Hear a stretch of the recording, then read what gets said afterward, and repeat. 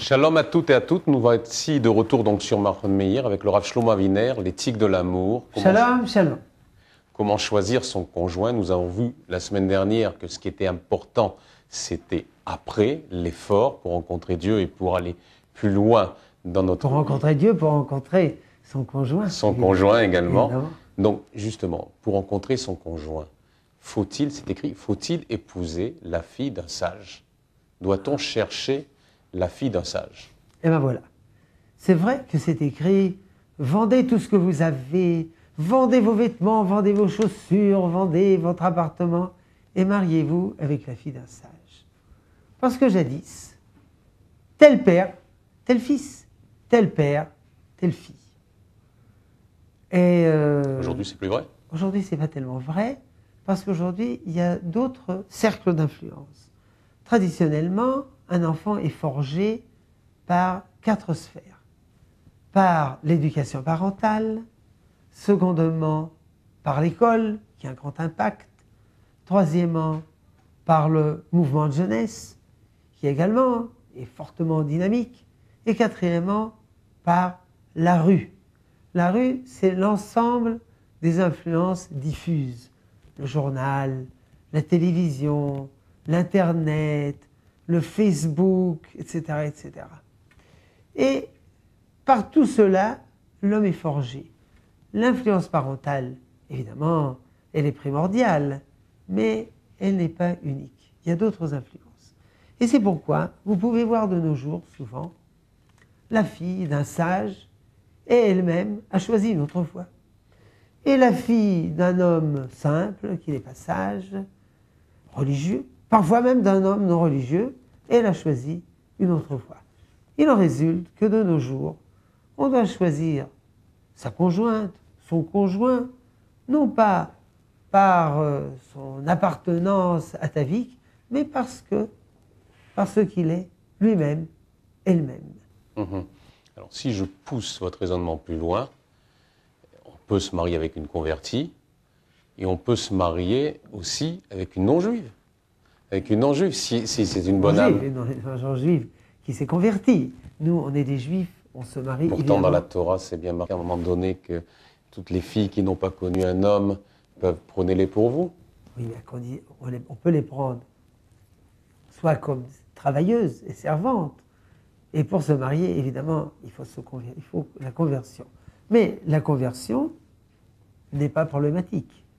Autrement dit, la convertie, elle a mal commencé, mais elle a bien fini. Ruth, c'était une convertie. Et pourtant, c'est d'elle qu'est issu David et le Messie.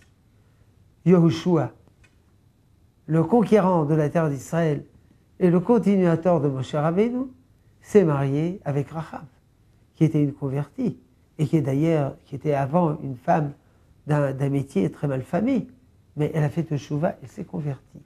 Donc, on peut se marier avec une convertie, on peut également se marier avec une fille, ou un garçon, c'est réciproque, qui a fait teshuva. L'essentiel, ce n'est pas son passé, c'est ce qu'il est aujourd'hui. C'est pas vis-à-vis de la famille, vis-à-vis de tout, ça va pas être difficile pour plus tard? Oui, c'est vrai que ça va être difficile. Tout d'abord, nous ne renions pas qu'il y a une influence de la famille sur la personne. Et si c'est une bonne famille, et si le père est un sage, d'une grande valeur morale, c'est sûr que ça a une influence. Mais il ne faut pas trop se restreindre. C'est pas facile de trouver un conjoint adéquat. Parfois on le cherche des mois, parfois des années, jusqu'à ce qu'on le trouve. Alors, ne nous compliquons pas la vie à outrance. Elle est comme ça, elle est suffisamment compliquée comme ça. L'essentiel, ce n'est pas que son père soit un sage, mais que elle soit un sage. L'essentiel, ce n'est pas que si son père était juif, l'essentiel, c'est qu'elle est juive dans les profondes arcanes de son âme, même si c'est le fruit d'une conversion. Et de même, Baal Tshuva, il est possible que son père, c'était un renégat, un voleur, etc. Vous savez, En fin de compte, Yitzhak s'est marié avec Rivka. Son père, c'était un assassin. Et Yaakov s'est marié avec Rachel et Léa, et leur père, idem. Donc on est mal placé pour juger. On est mal placé. Alors on arrive enfin à la question. Comment choisir son conjoint? A priori, 40 jours avant la naissance de l'embryon, Akadosh Baruch Hu a choisi les Zivug. 40 jours avant l'apparition de l'embryon, ça veut dire le jour de la conception. Donc, Dieu a choisi. Le problème, c'est que Dieu ne nous a pas fait part De son choix. décision. Pourquoi? Pourquoi il ne nous le dit pas à l'avance et il nous évite du travail, de l'effort? Réponse, eh bien parce que le mariage, c'est effort. C'est effort. Et ça doit commencer avant le mariage. Alors, c'est avec qui se marier, c'est une option morale. Est-ce que je vais me marier avec une fille riche? Évidemment, ce n'est pas interdit, mais ça ne peut pas être le critère. Est-ce que je vais me marier avec une fille qui est jolie? Ça ne dérange personne, mais ça ne peut pas être le critère. Je dois décider en mon âme et conscience avec qui je me marie. Et c'est pourquoi c'est vrai que Dieu a décidé, mais il ne nous le fait pas savoir. Dans la mesure où notre décision, elle est logique, elle est droite, elle est noble, elle est pure, il s'avère a posteriori que nous nous sommes mariés avec la personne que Dieu nous a destinée. Donc la réussite ne se voit qu'à la fin. La réussite ne se voit qu'à la fin, mais si la décision est logique et pure et noble, et si nous continuons dans la bonne voie, il n'y a aucune raison pour que ça ne réussisse pas. Avez-vous une recette? Comment choisir son conjoint? Alors, pour choisir son conjoint, il y a deux critères essentiels. Un critère objectif, intellectuel, et un critère subjectif, émotionnel. Le critère objectif, c'est quelqu'un qui vous ressemble. Qui se ressemble, s'assemble. Un mariage endogamique, dans le même groupe, et non pas exogamique. Donc, vous devez vous marier avec une jeune fille qui a environ votre âge, un peu plus, un peu moins. Vous devez, si vous êtes religieux, une fille religieuse. Si vous êtes juif, une fille juive.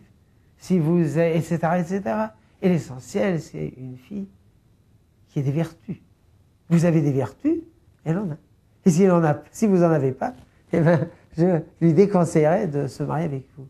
Une fille vertueuse, une fille droite, noble, avec la crainte de Dieu. Tout ça, ça peut se vérifier objectivement. D'ailleurs, pas forcément avec vous, par vous. Ça peut être une personne interposée qui est même plus objective que nous. Toutes ces jeunes filles qui me conviennent, il peut y en avoir des dizaines, des centaines, des milliers, on appelle ça le champ des éligibles. Dans le champ des éligibles, il y a des jeunes filles qui toutes sont homogènes à ma façon d'être homme.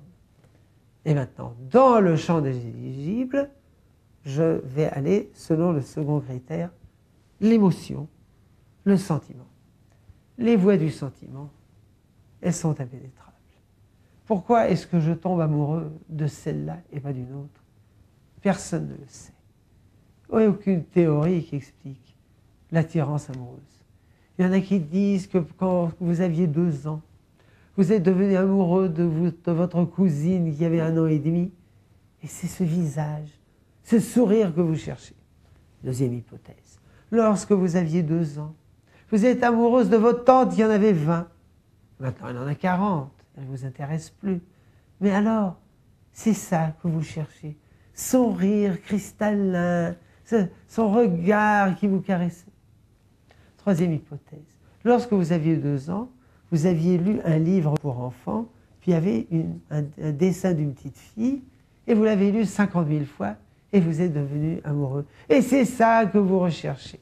Quatrième hypothèse. Votre âme, elle est devenue amoureuse de son âme. Votre animus, avec son anima. Bon, alors ça y est, c'est fini. Hein. On va, On s'en sort plus. Là. On s'en sort plus, on va dans les mondes mystiques.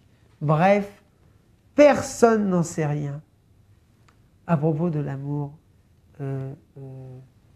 romantique. Mais qu'à cela ne tienne, l'essentiel, c'est de se marier avec une personne dans l'intérieur du champ des éligibles. Faites attention que l'amour romantique ne vous draine pas hors du champ.